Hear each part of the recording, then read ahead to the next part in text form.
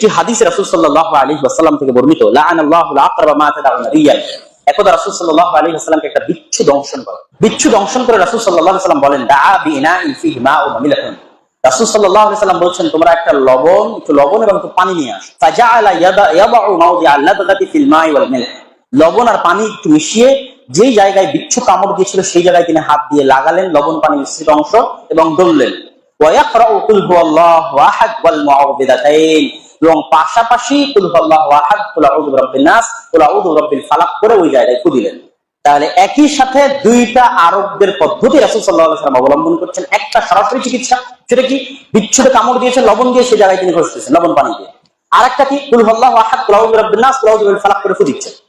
এইটা আমাদেরকে যে জিনিসটা শিখায় সেটা হচ্ছে আমরা যে কোনো রোগে যত ভালো চিকিৎসাই করি না কেন, সেই চিকিৎসার পাশাপাশি আমরা ঝাড়ফুঁককে আরোগ্য লাভের মাধ্যম হিসেবে ব্যবহার করতে পারি।